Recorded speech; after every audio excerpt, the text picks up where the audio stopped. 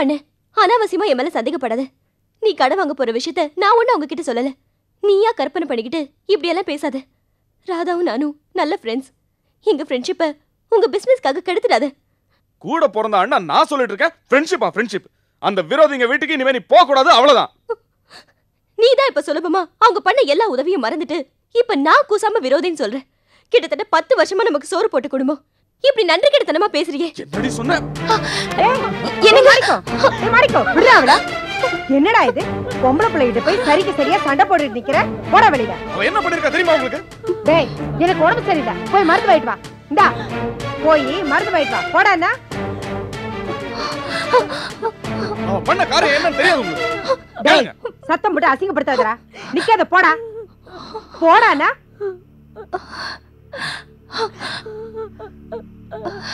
அடியே, இனிமே நீ அந்த வீட்டு பக்கம் போன அவன் உன்னை என்ன பண்ணாலும் நான் கேட்கவே மாட்டேன். வெட்டி கூறு போட்டாலும் சரி. என்னம்மா சந்தோஷமா? அண்ணனும் தங்கச்சி அடிச்சுக்கிறத பார்த்து உனக்கு சந்தோஷமா? போடி, போய் வேலை இருந்தா பாரு. போடினா வந்துட்டான்.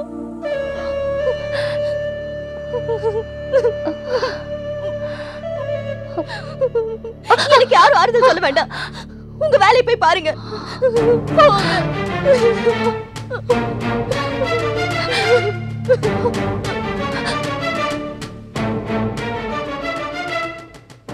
அண்ணே, என்னால முடிஞ்சதுண்ணே. நிறைஞ்ச மனசோட வாங்கிக்கங்கண்ணே. மீதி தொகையை தோது போல கொடு. மணி, என் ராசிக்கும் இந்த சோறாப்பேட்டிக்கும் தான் ஒத்துவேலையே தவிர உனக்கு இந்த தொழில் நல்லா அமையும்னு என் மனசு சொல்லுது. நல்லபடியா தொழில் நடத்தி முன்னுக்கு வர. ரொம்ப சந்தோஷம் அண்ணே. யோ, இங்க வாங்கயா.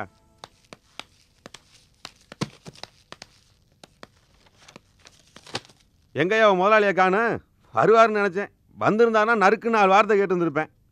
உலக வங்கியே உங்கள் நாயா கடை வாங்கணும், அந்த அளவுக்குலாம் ஆண்ணிய. யோ, உங்கள்கிட்ட வாங்கின பணத்தை வட்டியோட திருப்பி தர போறேன், நீ பொறுக்கிட்டு போக போற.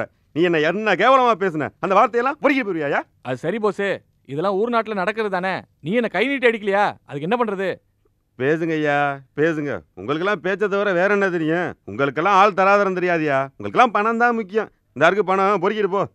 போசே, பணத்தை அலட்சியம் பண்ணாத, அப்புறம் பணம் உன்னை அலட்சியப்படுத்திடும், தெரிஞ்சுக்க. யோ, நான் பணத்தை அலட்சியம் பண்ணலையா, ஒன்னதான் அலட்சியம் பண்ணேன். அது கூட புரியலையா? என்னையும் அலட்சியம் பண்ணாதப்பா. நாளைக்கு மறுபடியும் பணம் தேவைப்பட்டு ஒருவேளை என்கிட்டே வர வேண்டிய நிலைமை வந்துட போகுது. ஓங்கிட்டயா திரும்பவுமா? யோ, உங்ககிட்ட கடை வாங்குறதுக்கு 4 மூலம் கயத்துல நாண்டுக்கிட்டு செத்து போயிருவேயா. பெருசா அறிவுரை பேச வேண்டாம். எழுதி கொடுத்த பத்திரத்தை திருப்பி கொடுத்துட்டு பணத்தை எடுத்துக்கிட்டு இடத்த காலி பண்ணு.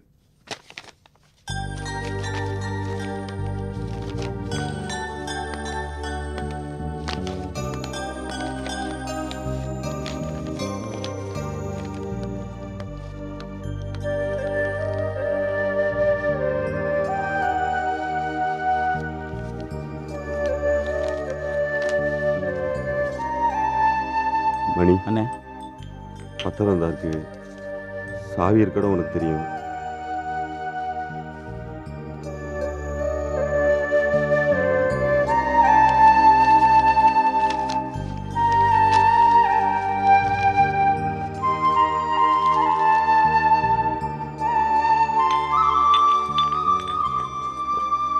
மணி, நான் என்னதான் பீட பிடிச்ச தொழில் திட்டினாலும் பிரியும் போது மனசுக்கு ரொம்ப கஷ்டமா இருக்குடா. தாங்க முடியலடா. சரி, வா ஹோட்டல் போலாம். சரிண்ணே.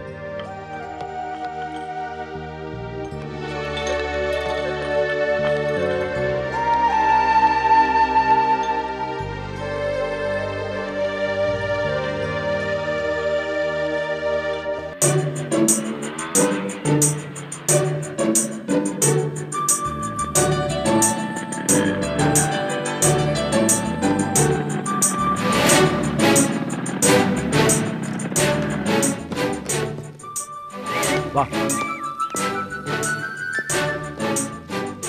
அத்தை. வாப்பா இளங்கோ, வாமா. வணக்கம். வணக்கம், வாங்க.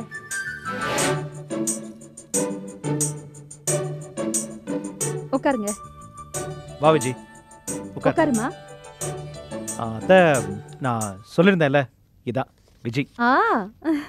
எப்படி அத்தை நம்ம செலெக்ஷன்? ஓகேவா? இந்த விஷயத்துல எல்லாம் நீ ரொம்ப தெளிவானவனாச்சே. நம்ம குடும்பத்துக்கு ஏத்த மாதிரி தான் செலக்ட் பண்ணிருக்க.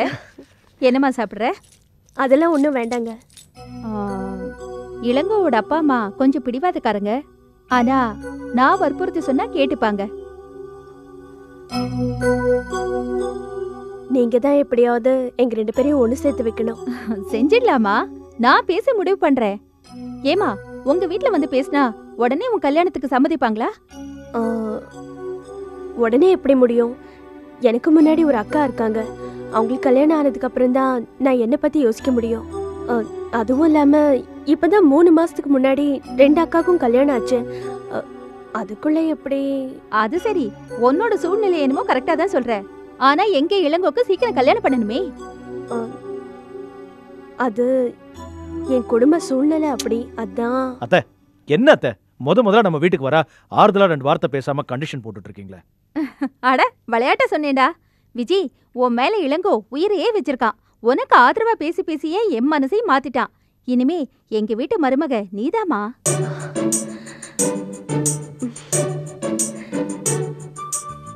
என்ன ஆசீர்வாதம் பண்ணுங்க. நல்லது. நான் கிளம்புறேன். இருமா, முதல்ல வந்திருக்க, இருந்து சாப்பிட்டுட்டு போலமே. இல்ல, நேரம் ஆகுது, வரேங்க. இந்த விஜயோட பெரிய பிரச்சனை இது அத்தை. எப்ப பார்த்தாலும் வீட்டுக்கு போகணும்னு பரப்பா. என்னோட சூழ்நிலை அப்படி, நான் போயே ஆகணும். வரேங்க.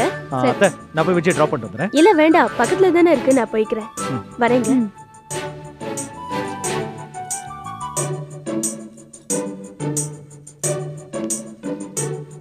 பத்திரமா போமா. வரேங்க.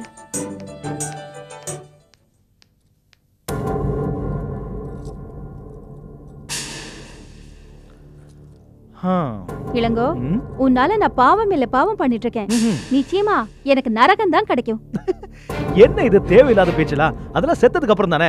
வாழற வரைக்கும் சொர்க்கத்தை பாக்குறோம்ல, அப்புறம் என்ன அதுக்கு சரியா போச்சு. ஹலோ, என்ன ரொம்ப பில்டப் பண்ற? ஒருவேளை நீ நரகத்துக்கு போறேன்னு வச்சுக்கயே, பின்னாடி கம்பெனி தர நான் வந்துருவேன்ல.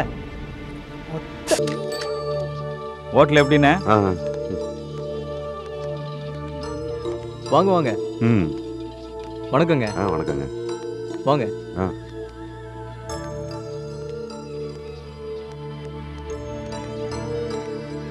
வாங்க. இது 3 டேபிள் இருக்கு. சரிங்க. இது சமையக்கட்டு. உள்ள வாங்க. இங்க காய்கறி எல்லாம் அடிக்கலாம். இந்த பக்கம் எல்லா பாத்திரமும் இருக்கு. கிரைண்டர்.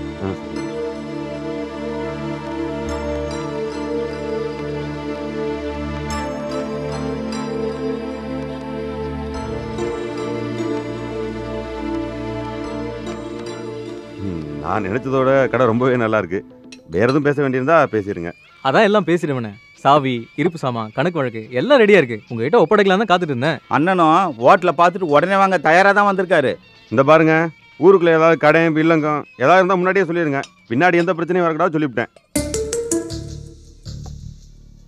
அதெல்லாம் ஒண்ணும் இல்லைங்க, எல்லாம் கிளியரா தாங்க இருக்கு.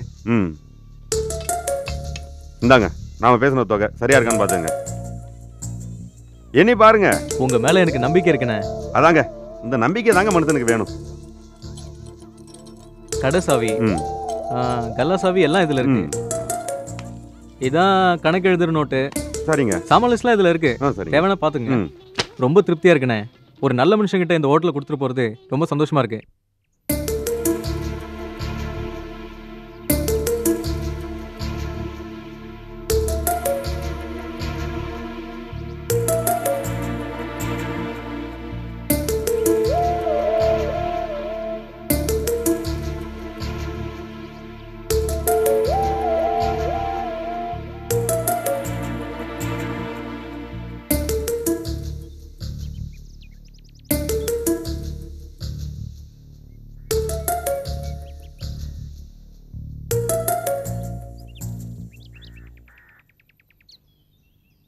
என்னப்பா போஸ் திடீர்னு வந்து இப்படி சொல்ற?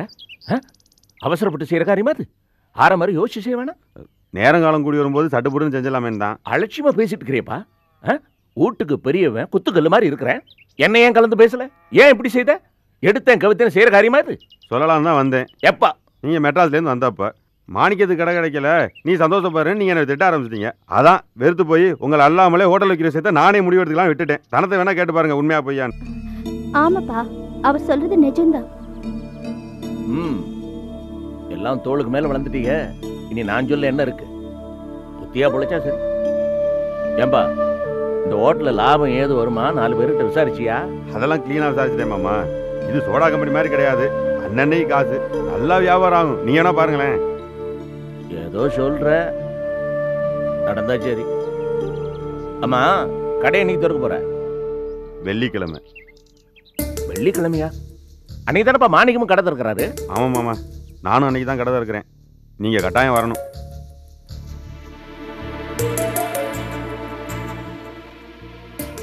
ஏப்பா, நீ வில்லங்க பண்றதுன்னு முடிவு பண்ணிட்டியா?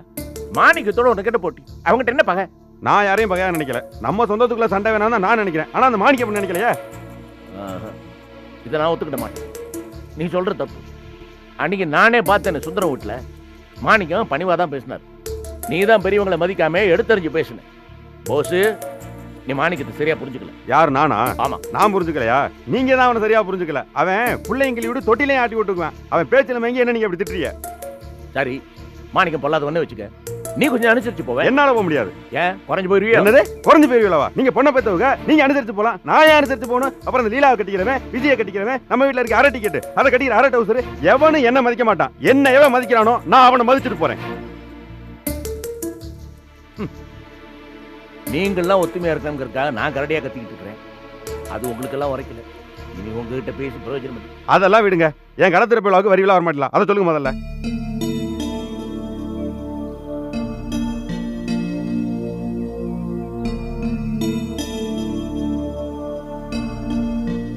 மாட்டேன். நீ மாணிக்கத்துக்கிட்ட வேணும்னு வம்பு பண்ற. அவன் வெள்ளிக்கிழமை திறப்பு விழா வச்சிருக்கான்னு தெரிஞ்சுக்கிட்ட, நீ அன்னைக்கே வச்சிருக்கிற. இது பாரு, மாணிக்கத்தோட கடை, சுந்தரம் பேசி முடிவு பண்ண கடை. அதுவும் இந்த ஒரு மாணிக்கம் வீட்டு படியேறி வந்து மரியாதையா கூப்பிட்டுருக்காரு. அதை மதிச்சு நான் அங்கதான் போறேன். உன் விழாக்கு வரமாட்டேன். அப்பப்பா, ஏன்பா இப்படி சொல்றீங்க? நீ வருத்தப்படாத தினம். இதுல என் தப்பு ஒண்ணும் இல்லை. நீங்க வராட்டியும் பரவாயில்ல. நீங்க வந்து வாழ்த்தினாலும் வாழ்த்தாட்டியும் என் மனசுக்கு நான் எங்க இருந்தாலும் நல்லா இருப்பேன். நீ வாத்தணும், நம்ம அப்புறம் அணியத்தணும். நம்ம உழப்ப நம்ம தானே பார்க்கணும்.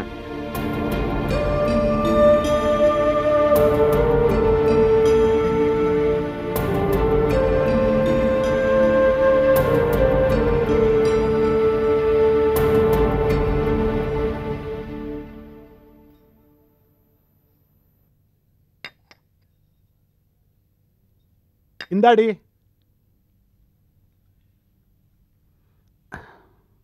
இந்த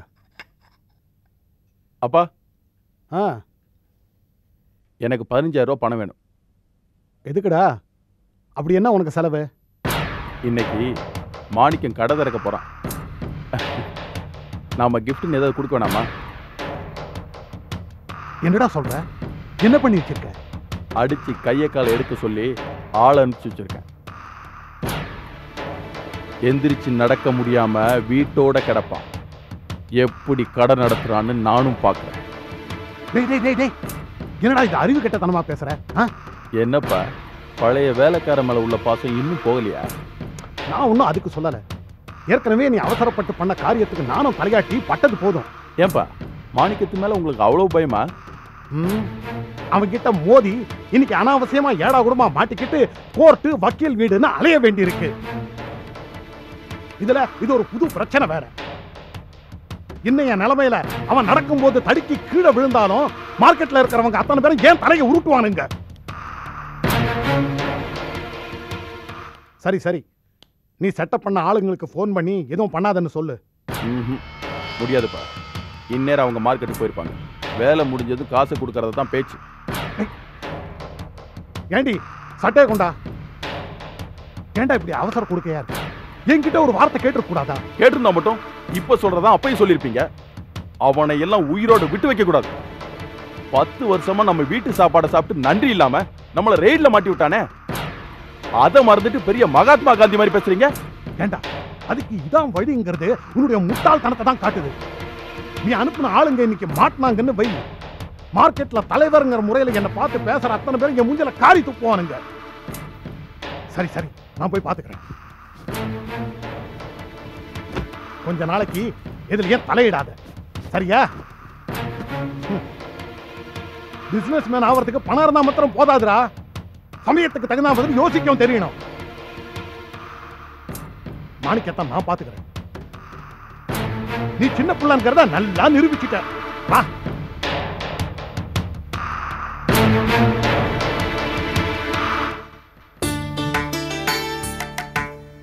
உன்னை பார்த்து ஊரே மூக்குல விரல வைக்கிற அளவுக்கு வருவப்பா மாணிக்கம். என்ன ஆசீர்வாதம் பண்ணுங்கம்மா. நல்லா இருப்பா, நல்லா இரு. பாத்தியா கிழவி என் பிள்ளைய, இத்தனை நாளும் அவன் கண்ட கனவு இன்னைக்கு நிஜமாக போகுது. சாதிச்சு காட்டிட்டான் பாத்தியா என் பிள்ளை. ஊர் உலகத்துல வேற ஒருத்தரும் உன் பிள்ளைக்கு திஷ்டி போட வேண்டாம், நீ ஒருத்தியே போதும். எம்மா தாய் கண்ணோ பேய் கண்ணோன்னு சொல்லுவாங்க, கொஞ்சம் பொறுமையா இருமா. இந்த பெருமை எதுவும் என்னதில்லை, அம்மாவுக்கு தான் சேரும். அம்மா தானே என்னை இவ்வளோ தூரம் வளர்த்து ஆளாக்குனது. இந்த மார்க்கெட் கடை கூட அம்மா தான் முதலாளி. அப்படியா? சரி சரி, ரெண்டு பேரும் மாத்தி மாத்தி இப்படியே புகழ்ந்துக்கிட்டு இருந்தா எப்பா போய் கடையை திறக்கிறது? மணி ஆகுது, வாங்கம்மா. சரி சரி கிளம்பிடுவோம். ஏப்பா சரோட அப்பாவை இன்னும் காணும், நேரமாச்சேப்பா? இல்லம்மா, அவர் இங்கே வர மாட்டாரு, நேராக சுந்தரையா வீட்டுக்கு போயிடுவாரு. அங்கேருந்து 2 பேரும் நேராக கிளம்பி மார்க்கெட்டுக்கு வந்துடுவாங்க. அப்படியா? சரி சரி. சரோ, என்ன இந்த சந்தன கிண்ணம், பன்னீர் சொம்பு, தட்டு இதெல்லாம் எடுத்துக்கிட்டியா? அதோ செல்வத்துக்கிட்ட இருக்கு. அப்படியே இந்த தேங்காய், வாழைப்பழம், பூ, சூடம் இதெல்லாம் எடுத்து வச்சிட்டியாமா? இருக்காத்த. சரி. ஏண்டா புது கணக்கு போட நோட்டெல்லாம் வாங்கணும், நீ வாங்கி வச்சிட்டியா? அத்தை, தேவையானதெல்லாம் வாங்கி பழனி டிரைவர் கிட்ட காலையிலே கொடுத்து அனுப்பிச்சிட்டேன். அடே அப்பா, எனக்கே தெரியாம இதெல்லாம் கொடுத்து அனுப்பிச்சிட்டியா? அண்ணி, நாங்கெல்லாம் எங்க சந்தோஷத்தை பேச்சுல தான் காட்டுறோம். நீங்க இவ்வளவு காரியத்தையும் கச்சிதமா செஞ்சு முடிச்சு செயல்ல காட்டிட்டீங்க உங்க சந்தோஷத்தை. சரி சரி போதும், கிளம்புங்க, புறப்படுங்க புறப்படுங்க.